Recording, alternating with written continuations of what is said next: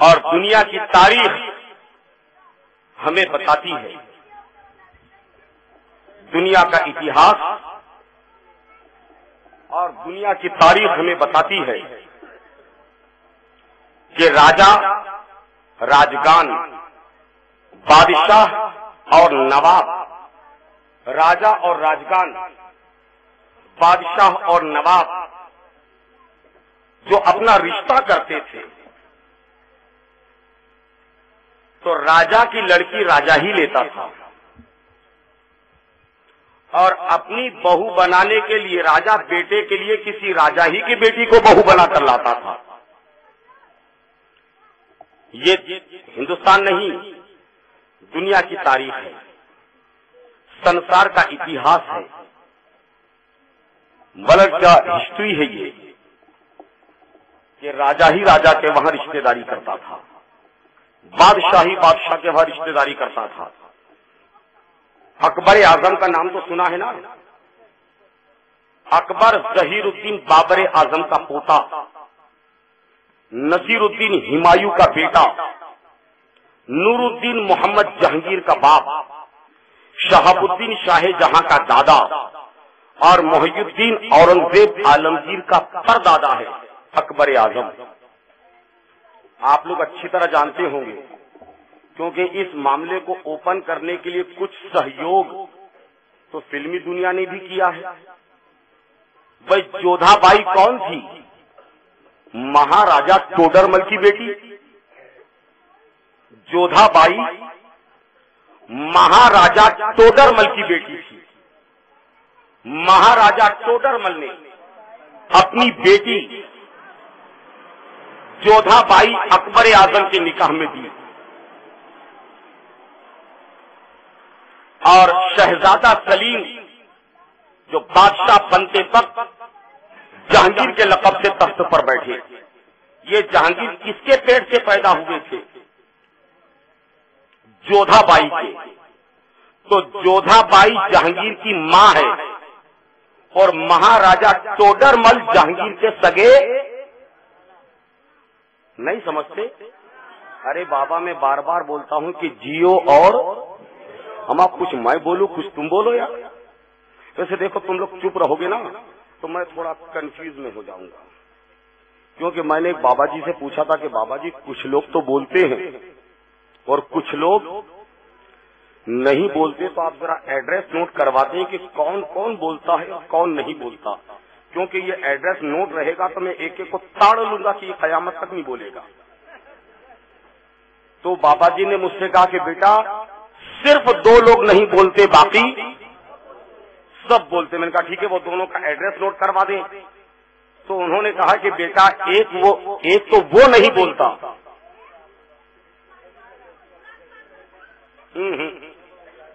اللہ کی مخلوق کے لات سے مت مارو۔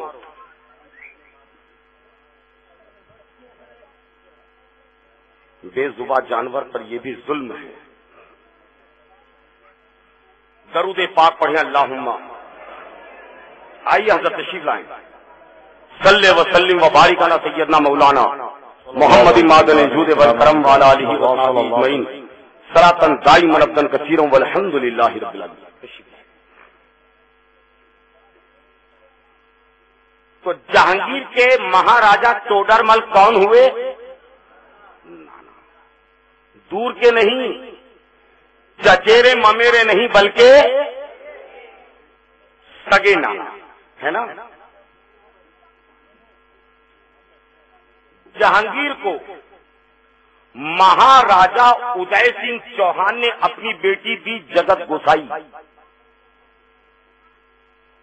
جہانگیر بادشاہ کو، جن کے متعلق سرکار مجدد پاک الف ثانی نے فرمایا کہ اللہ نے اگر مجھے جنت عطا کی تو جہانگیر کو لیے بغیر میں جنت میں نہیں جاؤں گا۔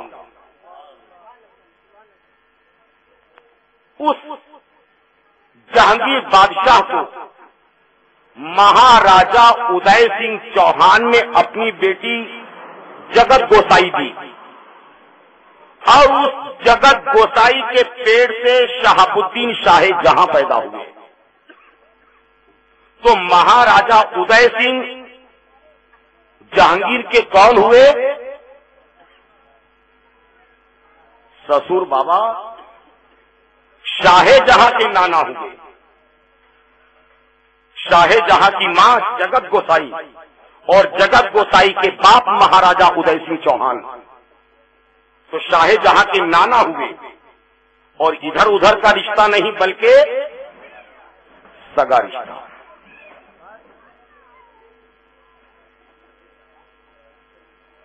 بہت دھماکے ہو رہے ہیں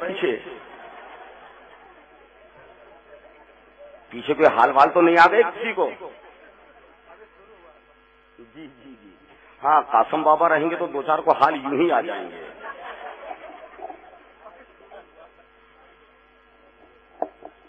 اسی طرح شاہ جہاں کی ایک بیوی تو ارجمن بانو بیگم ہے اور ایک بیوی ہے مہاراجا سورج مل جاٹ کی بیٹی مان بائی. مان بائی شاہ جہاں کی بیوی ارجمن بانو بیگم کے علاوہ تو مہاراجا سورج مل جاٹ شاہ جہاں کے کون ہوئے؟ رشتہ نہیں معلوم، سسر ہوئے نا. اسی طرح مالوا کے بادشاہ باغ بہادر ان کی بیوی رانی روپ متی. گجرات احمد آباد کے بادشاہ سلطان محمود بیگڑا ان کی بیوی رانی روپ متی. آج بھی احمد آباد میں مرزا پور آپ جائیں اور مرزا پور میں رانی روپ متی کی مسجد کو دیکھیں. دنیا جہان کے بڑے بڑے سیاح آتے ہیں اور رانی روپ متی کی اس مسجد کی تصویریں لے کر جاتے ہیں جو پتھر پر نقاشی کی گئی ہے. آج بھی انسان کی عقل حیرت زدہ رہ جاتی ہے کہ رانی روپ متی نے کتنی عظیم مسجد بنوائی مرزا پور احمد آباد میں. اسی طرح بیجاپور میں سلطان عادل شاہ دوم کی بیوی بھاگیہ لکشمی. گولکنڈا حیدرآباد سلطان محمد قلی قطب شاہ کی بیوی پاروتی. یہ چھوٹے چھوٹے اگزامپل بزم ادب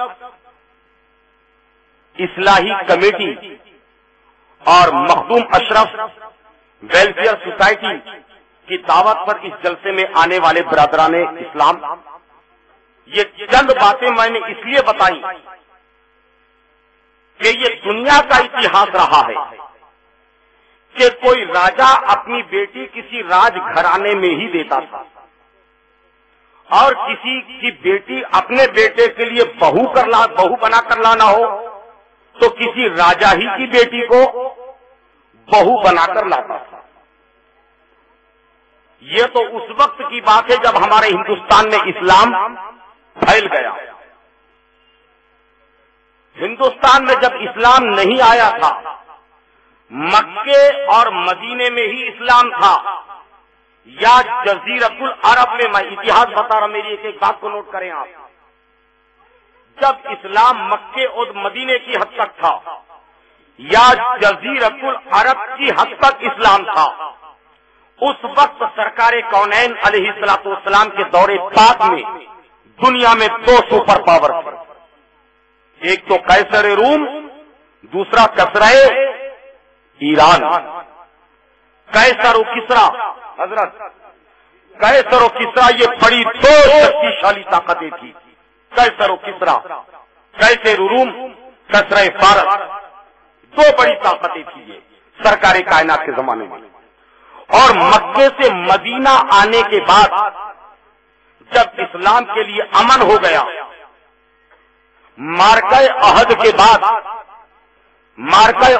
بعد اللہ کے رسول نے بادشاہوں کے پاس اسلام کے لیے پیغام بھیجے، یمن کے بادشاہ کے پاس، حبشہ کے بادشاہ کے پاس، شام کے بادشاہ کے پاس، قیصر بادشاہ کے پاس، کسرائے فارس کے پاس، بادشاہوں کے پاس، 7 بادشاہوں کے پاس اللہ کے رسول نے پیغام بھیجے، دعوتی پیغام، اور ہر پیغام میں قریب قریب ایک ہی جیسا ملتا جلتا میٹر تھا کہ اللہ کے نام سے شروع، جو مہربان اور نہایت رحم والا ہے، اللہ کے پیغمبر یا اللہ کے رسول محمد کی جانب سے فلاں بادشاہ کے نام، فلاں بادشاہ کے نام، 7 بادشاہوں کے پاس سرکار کائنات کے قاصد سرکار کا پیغام لے کر پہنچے۔ کس نے اسلام قبول کیا اور کس نے نہیں کیا یہ ایک الگ سبجیکٹ ہے، مگر ہمارے علماء اور پڑھے لکھے لوگ اچھی طرح جانتے ہیں کہ جب اللہ کے رسول کا یہ پیغام کسرائے فارس خسرو پرویز کے پاس گیا تو یہ گھمنڈی راجا تھا ایران کا، کیونکہ بڑی طاقت تھی نا، جیسے بش کو بڑا گھمنڈ تھا، یہ او کی باما کو بھی بڑا گھمنڈ ہے۔ ہم نے نہ جانے کتنی او بھی دیکھی اور باما بھی دیکھی، نہ جانے کتنے بشوں کے ہم نے ہوائیں نکال دی ہے۔ ہم سے مراد زمانے میں ہم مراد بھی ہے۔ بہرحال تو کسرائے فارس خسرو پرویز کے پاس جب اللہ کے رسول کا نام مبارک گیا تو اس کمینے آگ پرست راجا نے سرکار کے اس لیٹر کو پھاڑ دیا، خط کو، اور گھمنڈ میں یہ جملہ کہا کہ کیا عرب کے گڈریوں کے بتائے ہوئے راستے پر اب ہم کو چلنا پڑے گا؟ معاذ اللہ، کروڑوں بار معاذ اللہ۔ یہ جملہ کہہ کر حضور کے لیٹر کو پھاڑ دیا۔ قاصد نے جا کر اللہ کے رسول سے کہا کہ یا رسول اللہ، کسرائے فارس خسرو پرویز نے آج کے خط مبارک کے ٹکڑے ٹکڑے کر دیے۔ اللہ کے رسول مسکرائے، دیکھا اور مسکرا کے فرمایا کہ اس نے اللہ کے آخری نبی کے خط کے ٹکڑے کر دیے، ان قریب اللہ اس کی حکومت کے ٹکڑے کر دے گا۔ بے شک بے شک، ان قریب اللہ اس کی حکومت کے ٹکڑے کر دے گا۔ اور سرکار کے یہ فرمانے کے ٹھیک 7 برس کے بعد، سرکار کے یہ فرمانے کے ٹھیک 7 برس کے بعد سیدنا عمر بن خطاب فاروق اعظم رضی اللہ تعالیٰ عنہ کے زمانے میں ایران فتح ہو گیا۔ سبحان اللہ۔ مسلمانوں نے ایران پر اسلامی جھنڈا اور کسرائے فارس ایران کے بادشاہ خسرو پرویز کی حکومت تباہ ہو گئی، غارت ہو گئی۔ ایران کے فتح ہونے کے بعد وہ زمانے کا ایک دستور تھا کہ ہار جانے کے بعد جو جنگی قیدی ہوتے تھے، چاہے مرد ہو یا عورتیں، جنگی قیدیوں کو لونڈی اور غلام بنا لیا جاتا تھا، لونڈی اور غلام بنا لیا جاتا تھا جنگی قیدیوں کو۔ میں اپنے اصلی موضوع پر آ رہا ہوں اور جو وعدہ کر رہا تھا میں مسلسل 5 دن سے وہیں پر آپ کو لا رہا ہوں۔ جنگی قیدیوں کو لونڈی اور غلام بنایا جاتا تھا۔ فاروق اعظم کے زمانے میں جب ایران فتح ہوا تو ایران کے ہزاروں لوگ جنگی قیدی کی شکل میں مدینہ لائے گئے۔ ایران کا بادشاہ خسرو پرویز، اس کا کوئی بیٹا نہیں تھا۔ ایران کے بادشاہ خسرو پرویز، اس کا کوئی بیٹا نہیں تھا۔ کتاب کا نام یاد رکھیں، تاریخ ایران۔ دوسرا نام یاد رکھیں، تاریخ خسرو شاہی۔ تیسری کتاب کا نام یاد رکھیں، تاریخ زرتشتی۔ یہ ایران کی 3 عظیم تاریخی کتابیں ہیں۔ خسرو پرویز آگ کا پجاری تھا۔ ایران میں زرتشتی لوگ تھے، آگ کے پوجنے والے۔ خسرو پرویز کی 2 بیٹیاں تھیں. خسرو پرویز کی 2 بیٹیاں، بڑی بیٹی مہربانو، چھوٹی بیٹی شہربانو. نام پھر یاد رکھیں، خسرو پرویز ایران کے بادشاہ جو آگ کا پجاری تھا، غیر مسلم، اس کی 2 ہی بیٹیاں تھی، بیٹا نہیں تھا. بڑی بیٹی مہربانو، چھوٹی بیٹی شہربانو. راج رہتے پر، بادشاہت رہتے پر، حکومت رہتے پر، جب حکومت تھی، جب خسرو پرویز کا راج تھا، جب خسرو پرویز کی بادشاہت قائم تھی، اس وقت خسرو پرویز نے اپنی بڑی بیٹی مہربانو کا نکاح میوات کے راجا ہریش چندر کے بیٹے چندرگپت سے کر دی تھی. میوات کا راجا مہاراجا ہریش چندر، اس کا بیٹا چندرگپت سے شادی کر دی تھی مہربانوں کی، اس کے بادشاہت کے دور میں ہی. اور اس کے بعد فاروق اعظم رضی اللہ تعالیٰ عنہ کے زمانے میں ایران فتح ہو گیا، اور ایران کے بڑے بڑے راج گھرانے کے لوگ قیدی بن کر، لونڈی اور غلام بن کر مدینہ فاروق اعظم کے دربار میں پہنچائے گئے. فاروق اعظم نے تمام جنگی قیدیوں کا معائنہ کیا، تعارف کروایا گیا کہ یہ فلاں ہے، یہ فلاں ہے، یہ وت منتری تھا، اور یہ کیا بولتے ہیں وزیر داخلہ تھا، اور یہ فلاں تھا، یہ فلاں تھا، یہ بڑے بڑے منتری ہو، یہ عہدیدار. اور اسی ضمن میں جب عورتوں کا نمبر لگا تو تعارف کروانے والے نے کہا کہ امیر المومنین، یہ شاہ ایران خسرو پرویز کی بیٹی ہے شہربانو. امیر المومنین سیدنا فاروق اعظم رضی اللہ تعالیٰ عنہ نے بغور شہربانو کو دیکھا اور اس سے تصدیق چاہی کہ کیا تم شاہ ایران خسرو پرویز کی بیٹی ہو؟ بیوی شہربانو نے کہا کہ ہاں، میں شاہزادی ہوں اور خسرو پرویز کی چھوٹی بیٹی ہوں. سیدنا فاروق اعظم رضی اللہ تعالیٰ عنہ نے فرمایا کہ انہیں پردے میں لے کر جاؤ. اپنے مصاحبین سے مشورہ کیا، جس میں عبد الرحمن ابن عوف، حضرت طلحہ، حضرت زبیر، حضرت ابو درداء، ابو ذر غفاری، ابو عبیدہ بن جراح، یہ مجلس شورا میں لوگوں کو بلایا اور ان صحابہ کے سامنے بات رکھی کہ یہ لڑکی شاہی خاندان کی ہے، بادشاہ کی پوتی ہے، اس نے کبھی تکلیفوں کو نہیں دیکھا، نہ کبھی خدمت اور غلامی کی.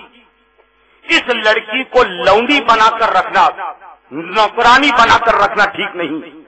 اس لیے میں یہ چاہتا ہوں کہ کسی مدینے کے اچھے باعزت نوجوان سے اس کا نکاح کر دیا جائے تاکہ یہ عزت نفس کے ساتھ مدینہ میں رہ سکے. تمام صحابہ اکرام نے کہا کہ امیر المومنین، اسلام یہی تو اخلاق کا درس دیتا ہے، اسلام کی یہی خوبی ہے کہ اسلام اخلاق کا درس دیتا ہے. جو بات آپ کے ذہن میں آئی ہے امیر المومنین، بہت بہتر ہے، جیسا آپ مناسب سمجھیں ویسا ہی کریں. فاروق اعظم نے مولا کائنات علی مرتضی مشکل کشا شیر خدا کو بلایا، کہا علی، تمہارے دونوں بیٹے نبی ذاتے ہونے کی وجہ سے راجکمار اور شہزادے ہیں. تمہارے دونوں بیٹے حسین و حسن نواسے رسول ہونے کے سبب مدینے میں شہزادے ہیں. مدینے کے تمام نوجوانوں میں سب سے زیادہ افضل و اعلیٰ ہے. میں یہ چاہتا ہوں کہ شاہ ایران خسرو پرویز کی بیٹی جو جنگی قیدی ہو کر آئی ہے، میں یہ چاہتا ہوں کہ شہربانوں کا عقد و نکاح تمہارے بیٹے حسین سے کر دیا جائے. مولا کائنات علی مرتضی نے کہا کہ امیر المومنین، آپ کی رائے سے مجھے اتفاق ہے، جیسا آپ بہتر سمجھیں. سیدنا فاروق اعظم نے حسین پاک کو بلوایا، کہا شہزادے، تیرے لیے ایک لڑکی ہم نے پسند کی ہے، ہم چاہتے ہیں کہ تمہارا عقد اس سے کر دیا جائے اور میری اس رائے سے تمہارے بابا علی مرتضیٰ بھی اتفاق کرتے ہیں۔ حسین پاک نے کہا کہ امیر المومنین آپ اور میرے بابا علی مرتضیٰ میرے لیے جو فیصلہ کریں گے وہ فیصلہ میرے لیے اچھا ہی ہوگا۔ یہاں یہ بات بھی کہ فاروق اعظم کے ذہن میں یہ بات آئی، حضرت تاریخ ایران اٹھا کر دیکھیں آپ، خسرو پرویز کی مرضی یہ تھی کہ مہربانوں شہربانوں دونوں کی شادی ایک ساتھ کر دی جائے، مہربانوں شہربانوں دونوں بیٹیوں کی شادی ایک ساتھ کر دی جائے، مگر ہوا یہ کہ شہربانوں کے لیے جب جب لڑکے آئے ہیں بڑے بڑے راجکمار، جب جب راجکمار اور راجاؤں مہاراجاؤں کے بیٹے آئے ہیں تو ایران کا ایک دستور تھا کہ لڑکی خود پسند کرے تو ہی وہ رشتہ طے ہوتا تھا، اور یہ سنسکرتی ہمارے اتر پورو بھارت میں بھی تھی، یہ سنسکرتی اتر پورو بھارت میں بھی تھی۔ حالانکہ مجھے وہ قصہ بیان نہیں کرنا ہے، صرف آپ کے دماغ میں ڈالنے کے لیے مجبوری میں یہ بات بول رہا ہوں کہ راجا جنک کو جب اپنی بیٹی سیتا کی شادی کرنی ہوئی تو سیتا سے کہا کہ سیتا تو بتا تو کس لڑکے سے شادی کرے گی؟ سیتا نے کہا یہ دھنوش جو توڑ دے گا وہی میرا پتی ہوگا۔ کئی راجا مہاراجا آئے مگر دھنوش توڑ ایودھیا والے نے توڑ دیا اور دونوں کا گٹھ بندھن ہو گیا۔ یہ بات میں نے اس لیے آپ کے سامنے رکھی کہ میں جو تاریخ آپ کے سامنے پیش کر رہا ہوں میری ایک ایک بات کو آپ اپنے ذہن میں بیٹھا سکیں۔ تقریریں آپ مسلسل 4-5 دن سے سن رہے ہیں، آج 2-4 تاریخی باتیں لے کر یہاں سے اٹھے جس کا وعدہ میں مسلسل 5 دن سے کر رہا ہوں کہ یہی دستور ایران کا تھا کہ دلہن لڑکی جب تک لڑکے کو دیکھ کر اوکے نہ کہہ دے تب تک وہ رشتہ طے۔ اب یہ بات الگ ہے کہ اب گنگا الٹی بہ رہی ہے، اب لڑکا ہاں یا نہ کرتا ہے، وہ زمانے میں لڑکی کو اختیار تھا کہ وہ چاہے تو قبول کرے چاہے تو اسے ریجیکٹ کرے۔ تو شہر بانوں کے لیے شاہ ایران خسرو پرویز کی مرضی تھی کہ دونوں بیٹیوں کی شادی ایک ساتھ کر دی جائے، اور اس ضمن میں میوات کے راجا مہاراجا ہریش چندر کے بیٹے چندر گپت سے مہربانوں کی تو شادی ہو گئی، رشتہ طے ہو گیا، مگر شہربانوں کے لیے جو جو راجکمار آئے اور شہربانوں نے جن جن راجکماروں کو دیکھا سب کو ریجیکٹ کر دیا۔ یہ مجھے پسند نہیں، یہ مجھے پسند نہیں، یہ مجھے پسند نہیں، یہ مجھے پسند نہیں۔ سینکڑوں رشتے شہربانوں نے ٹھکرا دیے، سینکڑوں رشتے ٹھکرا دیے شہربانوں نے، اور جب جنگی قیدی ہو کر مدینہ آئی اور فاروق اعظم کو معلوم پڑا کہ یہ شاہ ایران کی بیٹی ہے تو سیدنا فاروق اعظم نے امام حسین کا انتخاب کیا۔ امام حسین کی جب رضامندی دیکھی، حسین پاک نے کہا کہ امیر المومنین آپ اور بابا علی مرتضیٰ اگر متفق ہیں تو میں آپ کی بات سے باہر نہیں جاؤں گا، جیسا آپ دونوں بہتر سمجھے۔ امام حسین کو کھڑا کیا دربار خلافت میں، اور سیدنا عمر فاروق اعظم نے ایک خادمہ کو بھیجا، کہا شاہ ایران کی بیٹی شہربانوں کو ہمارے سامنے لایا جائے۔ جب شہربانوں آئی اور شہربانوں کو فاروق اعظم نے مخاطب کر کے کہا یہ تاریخ عرب میں حضرت یہ واقعہ تاریخ عرب میں بھی ہے۔ یہ فاروق اعظم نے کہا کہ شہربانوں تو کے شاہی گھرانے کی لڑکی ہے اور اسلام اخلاق والا مذہب ہے، ہم تیرے ساتھ لونڈیوں والا سلوک کرنا نہیں چاہتے، ہم یہ چاہتے ہیں کہ تو بادشاہ زادی ہے، اس لیے مدینہ میں بھی عزت کے ساتھ سر اٹھا کر گھریلو بیوی بن کر رہے۔ مہمانوں، میں یہ چاہتا ہوں کہ مدینے کے ایک اچھے نوجوان سے تیرا نکاح کر دیا جائے۔ یہ بات کس نے کہی؟ ذرا سا بولو۔ فاروق اعظم نے۔ بیوی شہربانوں نے کہا کہ مسلمانوں کے امیر مجھے اختیار ہے ہاں یا نہ کہنے کا۔ شہر بانو نے کیا کہا فاروق اعظم سے کہ امیر المومنین کیا مجھے اختیار ہے ہاں یا نہ کہنے کا؟ فاروق اعظم نے فرمایا کہ یہ اختیار اسلام نے ہی دیا ہے، جب تک ایجاب و قبول نہیں تو نکاح کیسے؟ ایجاب و قبول کا مطلب کیا ہوا؟ ہاں تجھے اختیار ہے، اگر تو ہاں کہے گی تو یہ کام ہوگا۔ اسلام زبردستی والا مذہب نہیں۔ بی بی شہر بانو نے کہا کہ امیر المومنین اگر مجھے اختیار ہے تو بتائیے کہ کس مدینے کے نوجوان سے میرا نکاح ہو رہا ہے۔ فاروق اعظم نے کہا کہ شہر بانو چہرے سے کپڑا ہٹا، شہر بانو چہرے سے گھونگھٹ ہٹا، شہر بانو چہرے سے کپڑا ہٹا، یہ ہمارا مدینے کا شہزادہ حسین۔ شہر بانو چہرے سے کپڑا ہٹا، یہ گھونگھٹ ہٹا، دیکھ یہ مدینے کا شہزادہ، یہ ہمارے مدینے کا شہزادہ ہے حسین، ہم چاہتے ہیں کہ یہ حسین سے تیرا نکاح کر دیا جائے۔ تاریخ عرب اٹھا کر دیکھو، ایران کا شاہ نامہ ایران اٹھا کر دیکھو، یہ سب 1300-1400 سال پرانی کتابیں ہیں۔ جس وقت فاروق اعظم نے کہا کہ شہر بانو چہرہ ہٹ کھول، چہرے سے کپڑا نقاب ہٹا، دیکھ یہ لڑکا ہے ہمارے مدینے کا شہزادہ حسین، میں چاہتا ہوں کہ اس سے تیرا نکاح کر دیا جائے۔ اور جب شہر بانو نے چہرے سے کپڑا ہٹا کر فاطمہ کے لال حسین کو دیکھا تو وہی چیخ اٹھی کہ بخدا بخدا بخدا، بالغ ہونے سے پہلے آج بالغ ہونے سے لے کر آج تک میں مکمل 170 بار، بالغ ہونے سے آج تک مکمل 170 بار یہ خواب دیکھ چکی ہوں، اور خواب میں کوئی یہ چہرہ مجھے بتا کر کہتا ہے کہ شہر بانو اس دلہے کے علاوہ کوئی تیرا دلہا نہیں ہے۔ سبحان اللہ، نعرہ تکبیر، نعرہ رسالت، ذکر شہدائے کربلا، ذکر شہید اعظم ان سے حضور مخدوم سمنا حضرت علامہ سید رفیق عالم صاحب قبلہ۔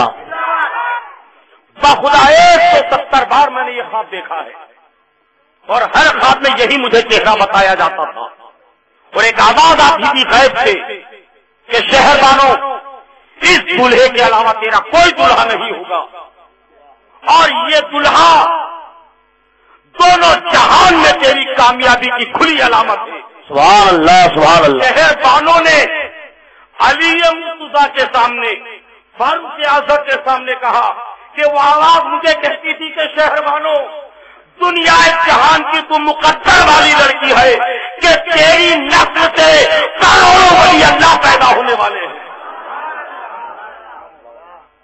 شہر بانو تیرے شکم سے، تیری نسل سے کروڑوں ولی اللہ پیدا ہونے والے ہیں، تیرا دلہا اس کے سوا کوئی دوسرا نہیں ہے۔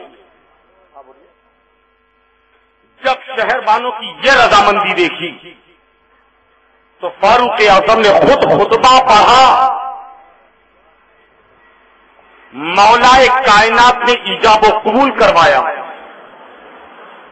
اور شہر بانو کی مہر کی رقم، شہر بانو کے مہر کی رقم حسین پاک کی طرف سے امیر المومنین نے ادا کی، اور اس طرح شاہ ایران خسرو پرویز کی بیٹی، چھوٹی بیٹی شہر بانو میرے تمہارے آقا فاطمہ کے لال علی مرتضیٰ کی آنکھوں کے تارے اور رسول کونین کے جگر گوشہ حسین پاک کی بیوی بنی۔ سبحان اللہ، سبحان اللہ۔ اسی شہر بانو کی شکم سے علی اکبر اور زین العابدین ہیں، اسی زین العابدین کے بیٹے امام باقر ہیں، اسی زین العابدین کے بیٹوں میں امام جعفر ہیں، انہی کی اولادوں میں سیدنا موسیٰ کاظم ہیں، انہی کی اولادوں میں سیدنا علی رضا ہیں، انہی کی اولادوں میں امام محمد تقی ہیں، انہی کی اولادوں میں امام محمد رفیع ہے، انہی کی اولادوں میں امام حسن عسکری ہے۔ ارے اسی شہر بانو کی نسل میں آخری زمانے میں امام مہدی پیدا ہوں گے۔ سبحان اللہ، سبحان اللہ۔ امام مہدی انہی کی نسل میں پیدا ہوں گے۔ اب تھوڑی دیر کے لیے آپ سم ماریں، تھوڑی دیر کے لیے دم مارے. شہر بانوں کی بڑی بہن کا نام, بس میں ختم کر رہا ہوں, زیادہ آپ کا ٹائم غارت نہیں کروں گا. شہر بانوں کی بڑی بہن کا نام مہر بانو. مہر بانو کا رشتہ کہاں ہوا؟ مہاراجا ہریش چندر کے بیٹے چندر گپت کے ساتھ. مہر بانو کی شادی مہاراجا ہریش چندر کے بیٹے چندر گپت کے ساتھ.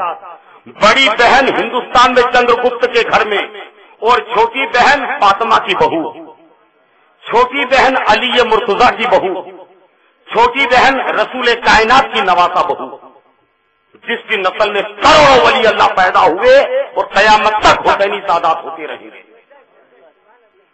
اب آپ یہ بتائیں کہ مہاراجا ہریش چندر کا بیٹا چندر گپت اور فاطمہ کا لال حسین پاک, یہ دونوں کون ہوئے آپس میں؟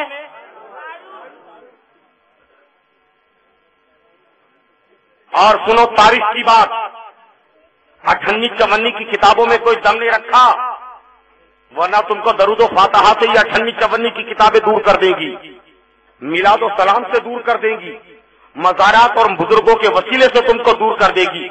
ہم 1000 سال کے اوپر کی کتابوں کی بات کرتے ہیں, ہم نے وہی کتابیں پڑھی ہیں. 58-54 پر نہ کل ہمارا یقین تھا, نہ آج ہے, نہ کبھی ہوگا ہمارا یقین. یہ 58-54 میں تو یہ ناجائز وہ ناجائز, یہ حلال وہ حرام, فاتحہ مت دلاؤ تو درود مت دلاؤ, یہ سب کیا ہے بابا؟ ہم تو 1400 سال پرانا اسلام کے ماننے والے. سبحان اللہ سبحان اللہ. بے شک. بہرحال تاریخ کی کتابیں اٹھا کر دیکھو, جس وقت ہجری سن 60 میں یزید تخت پر بیٹھا امیر المومنین کے انتقال کے بعد, ایک 5 منٹ اور رکو, اس کے بعد کھڑے ہو کر سلام پڑھو, اپنے اپنے گھروں کو جاؤ, زیادہ ٹائم انشاءاللہ میں نہیں لوں گا تمہارا. ہجری سن 60 میں امیر معاویہ کے انتقال کے بعد جب یزید تخت پر بیٹھا تو یزید نے سب سے پہلے مدینہ کے گورنر کے پاس خبر بھیجی کہ حسین سے میری بیعت لو, عبداللہ ابن زبیر سے میری بیعت لو, عبداللہ ابن عباس سے میری بیعت لو, عبداللہ ابن مسعود سے میری بیعت لو, عبداللہ ابن عمر سے میری بیعت لو, کیونکہ بڑے بزرگ یہی مدینہ میں تھے. اس وقت بڑے بزرگ یہی مدینہ میں تھے, اور یزید کو خطرہ یہی تھا کہ یہ 5 اگر مان گئے تو کوئی انکار کرے گا ہی نہیں. اس لیے سب سے پہلے ان 5 کو یزید نے اٹیک کیا.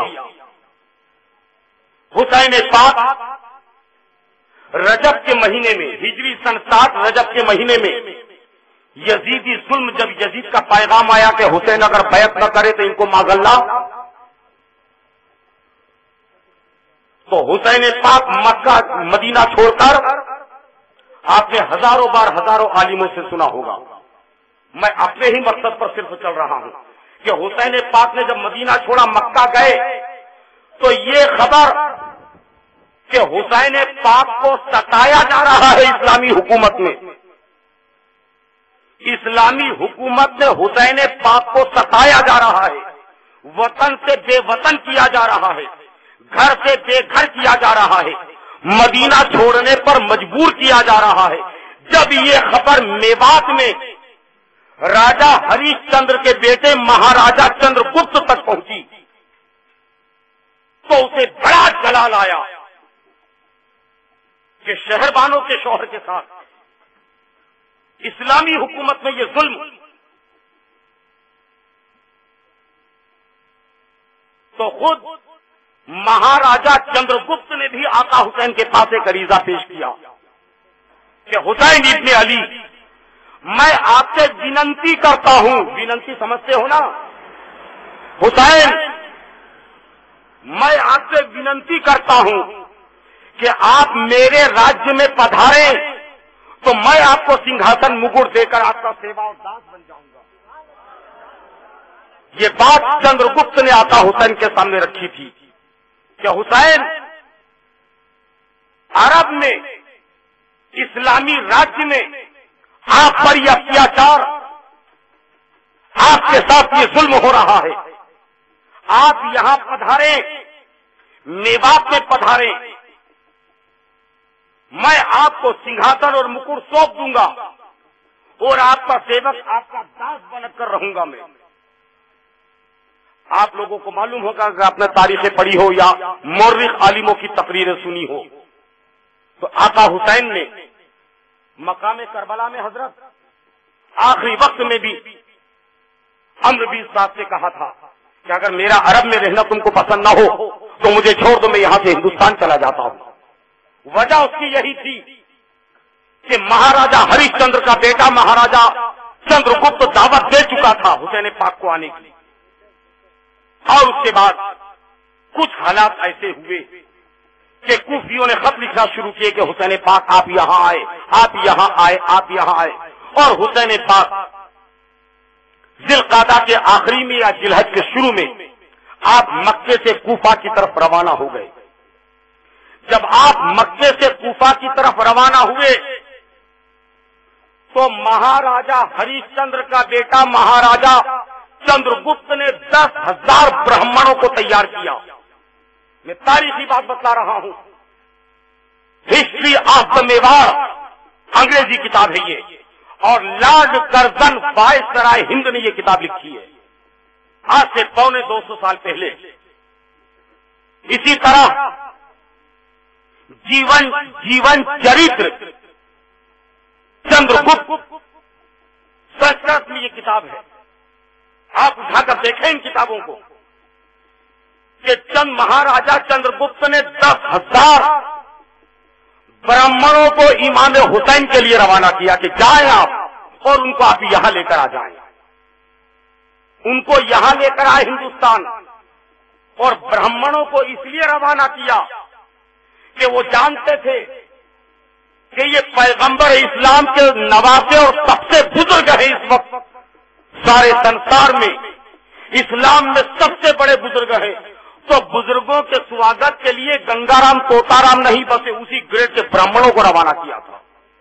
10,000 برہمن آئے تھے حسین پاک کو لینے کے لیے، مگر حیرت افسوس صد افسوس مقام رائے میں جب عبید اللہ ابن زیاد ثقفی کو یہ بات معلوم ہوئی، عبید اللہ ابن زیاد ثقفی کو جب یہ بات معلوم ہوئی کہ ہندوستان کے 10,000 لوگ حسین کو یہاں سے ہندوستان لے جانے کے لیے آئے ہیں، تو عبید اللہ ابن زیاد ثقفی کو یہ ڈر ہوا کہ کہیں یہ 10,000 لوگ اگر حسین کو ہندوستان لے گئے تو ہندوستان جا کر حسین اپنی طاقت بنائیں گے اور پھر دوبارہ یزید کے خلاف علم کہیں بلند کر دے۔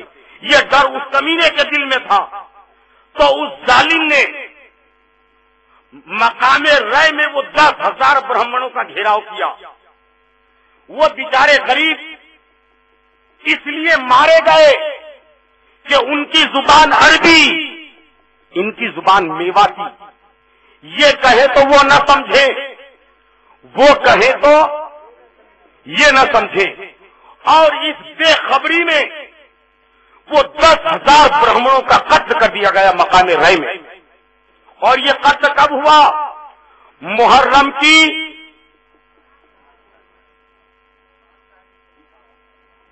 7 تاریخ،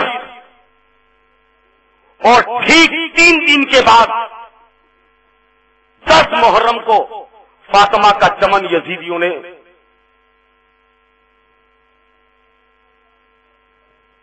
سمجھ رہے ہو نا، 7 تاریخ ہجری سن 61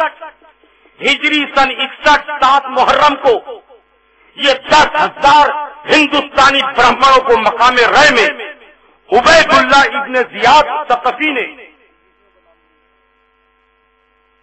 قتل کر دیا گیا۔ یہ عبید اللہ ابن زیاد ثقفی کون؟ یزید کا سب سے بڑا چمچا، حسین پاک کے خلاف کربلا میں فوج بھیجنے والا کون؟ یہی عبید اللہ ابن زیاد ثقفی یزیدی، امام مسلم اور ان کے چھوٹے بچوں کو کوفہ میں شہید اسی ظالم یزیدی نے کروایا۔ 7 محرم کو हिजरी सन 61 7 मुहर्रम 10,000 हिंदुस्तानी ब्राह्मणों को मकाम रय में यजीदी उबैदुल्लाह इब्न जियाद ने कत्ल कर डाला और 10 मुहर्रम को फातिमा का लाल करबला में शहीद हुआ। तारीख फिरोज शाही किताबें नाम नोट कर लो। तारीख फिरोज शाही, तारीख ईरान, तारीख खुसरो शाही, तारीख ज़रतश्ती, जीवनी ऑफ हरिश्चंद्र, इतिहास of Mewar, history of the Mewar, ये सारी किताबों में ये बात मौजूद है। 7 मुहर्रम को 10,000 ब्राह्मणों को कत्ल कर दिया गया मकामे रय में इराक में, और 10 मुहर्रम को फातिमा के चमन को जालिमों ने उजाड़ दिया करबला में। पूरी जिम्मेदारी के साथ बोल रहा हूं, अगर कयामत के दिन तुम मेरा गिरबान पकड़कर रब के सामने पूछोगे तो वहां भी प्रूफ करके बताऊंगा मैं। 7 तारीख को इन्हें कत्ल किया, 3 दिन बाद 10 मुहर्रम को फातिमा का चमन उजाड़ दिया गया। 11 मुहर्रम मकामे रय के लोगों ने अपनी आंखों से देखा।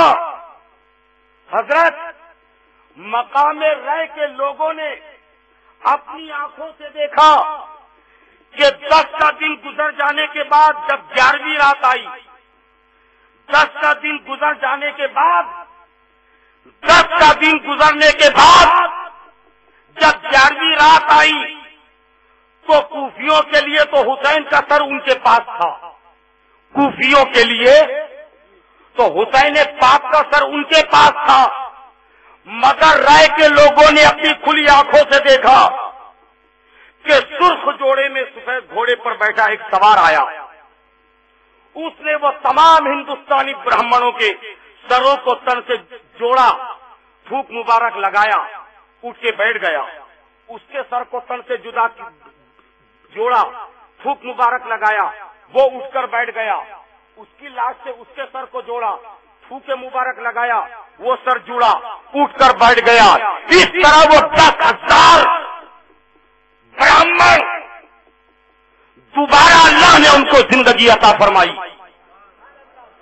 और रय के लोगों की ये रिवायत है कि जब वो जोड़ने वाला सुर्ख लिबास वाला सर को जोड़ता था तो ये कहता था कि अल्लाह, ये काम मैं इसलिए कर रहा हूं कि कल कोई गैर मुस्लिम ये न कहे कि हुसैन के नाम पर मरने, हुसैन की मदद को जाने वालों का ये अंजाम हुआ, हुसैन की मदद को जाने वालों का ये अंजाम हुआ। अल्लाह रब्बे जिल जलाल, तेरी इज्जत और जलाल की कसम, इन सब को तो जिंदगी अता फरमा दे। इधर यहाँ हुसैन ने दुआ की अल्लाह की बारगाह में, और वो 10,000 ब्राह्मण सबके सब दोबारा जिंदा हुए। मुहर्रम का 10 दिन गुजरा, 11वीं की रात, और वो सारे ब्राह्मण आज तक हुसैनी ब्राह्मण कहलाते हैं। उत्तर पश्चिम भारत में, सिंध में, पंजाब में, मुल्तान में, लाहौर में, अमृतसर में, पटियाला में, चंडीगढ़ में, सरहिंद में, इन इलाकों में आज भी वो दक्षिणी ब्राह्मण है। और दक्षिणी ब्राह्मण की यह सबसे बड़ी निशानी कि उनके गले में कटा हुआ निशान पैदा होते ही होता है, बच्चे बच्चे के गले में। आप लोगों में से भी अगर कोई बड़ा बूढ़ा 70-80 बरस का आदमी होगा और उसने उस इलाके को अगर देखा होगा, मेवाड़ के इलाके को या सिंध पंजाब के इलाके को, तो यकीनन उनकी मुलाकात दक्षिणी ब्राह्मणों से हुई होगी।